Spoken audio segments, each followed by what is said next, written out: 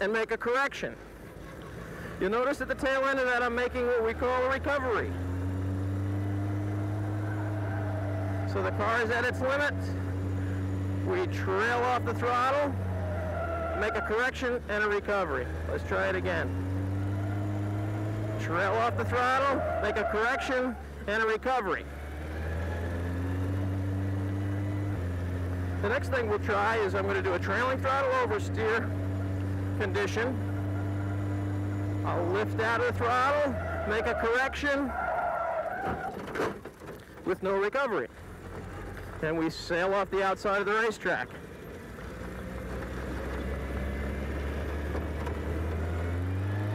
That type of situation is far more common when a driver will have the car slide out from under him and go sailing off the road on the inside and not know what happened. He's simply not making a recovery quick enough. He's making a nice correction, but not making a recovery. Here we go again. Trail off the throttle, make a correction and a recovery. One more time. Trail off the throttle, make a correction and a recovery. In order to go quickly in a race car, it's not an uncommon situation to get an oversteer condition.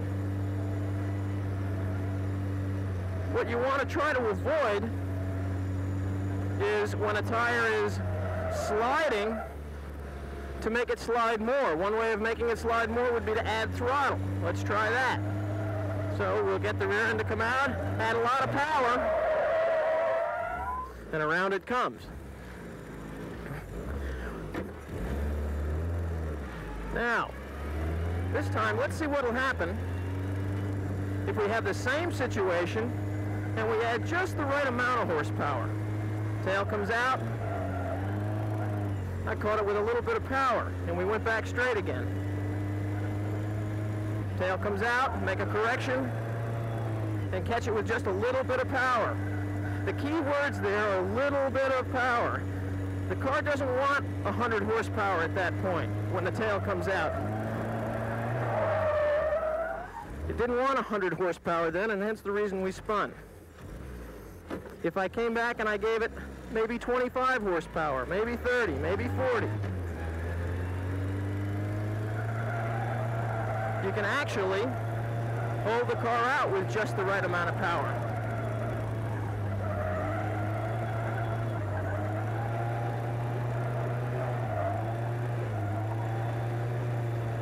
I'm constantly just steering into the skid.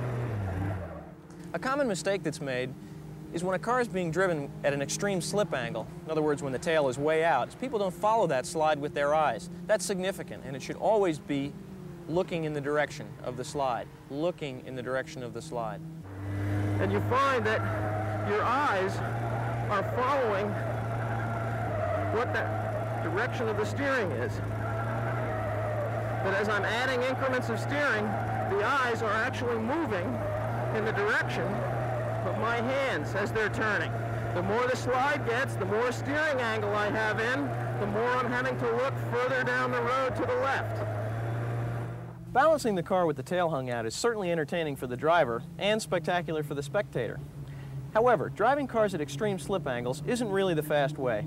A race tire generates its maximum traction at between 7 to 10 degrees of slip, not a big angle. If a driver slides the car less than the 7 or 10 degrees, the times are slower. If the car is sliding more, the same is true. There really is no substitute for practice when it comes to learning the feel of the perfect slip angle. Let's let Skip go over the main points we've covered. Can you believe he pays me to do this? Thanks, Peter, and thanks for volunteering to work for nothing. As we've seen, a skilled driver uses both the steering wheel and the throttle to control the car's attitude when it's cornering at the limit. We can affect the grip of the front tires by smooth throttle application. A smooth reduction increases front grip. A smooth application reduces front end traction. If we abruptly change the throttle either on or off, we can make the rear of the car slide more. On the steering end of car control, the driver must develop the ability to correct for a slide, but also be ready to recover so as not to spin in the opposite direction. At this point, we've gotten the line down, and we now know how to control the car at its limits during cornering. The next logical step to work on is slowing the car down from straightaway speed to cornering speed. Bruce McGinnis is down at the end of the straight.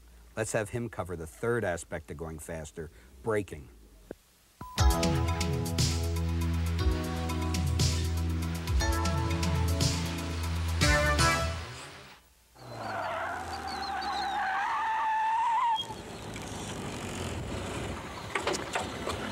Hi folks, my name is Bruce McInnes, and what we've just seen is a very good example of what we call threshold braking, which is the ability to bring the car very quickly and efficiently to a lower speed from very high speed on the straightaway.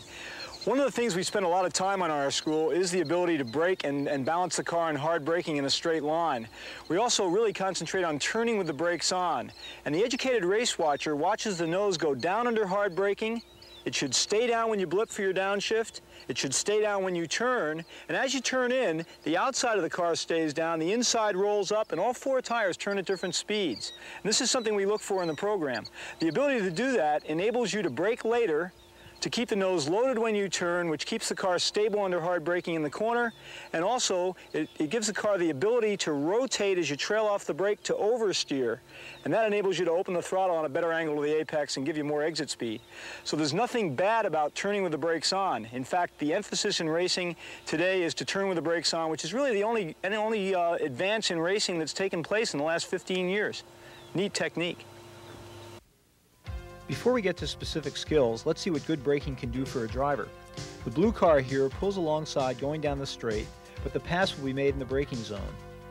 The driver on the left uses the braking traction of the tire closer to the limit and consequently can drive closer to the corner before braking. Just 15 feet closer can mean the difference, as it does here, between second and third place. How do we attain 100% of a car's braking potential? Let's start with a little physics. When a race car is at rest, it has a certain weight distribution. That is, its total weight, in this case 1,000 pounds, is distributed between the front and rear tires. In this car, it's distributed 50-50, 500 pounds on the front and 500 on the rear. When the car decelerates, inertia transfers weight from the rear to the front. The harder the tires push on the road, the better they grip. The front pair of tires end up with better braking traction than the rears, and this bias in braking force toward the front is designed into the car. Although in most race cars, this bias is actually adjustable. Now, if a driver hammers or pounces on the brake pedal, the front tires try to slow down before adequate weight transfer takes place. The result is locked front tires.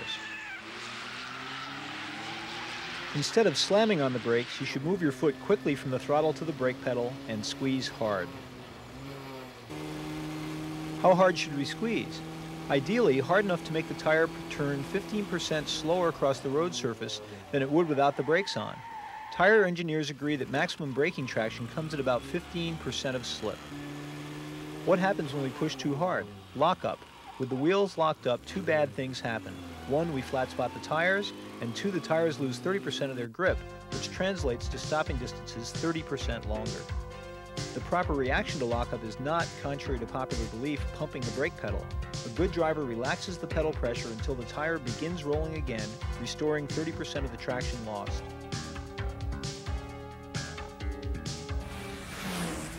When it comes to straight line threshold braking, there are three common mistakes to avoid.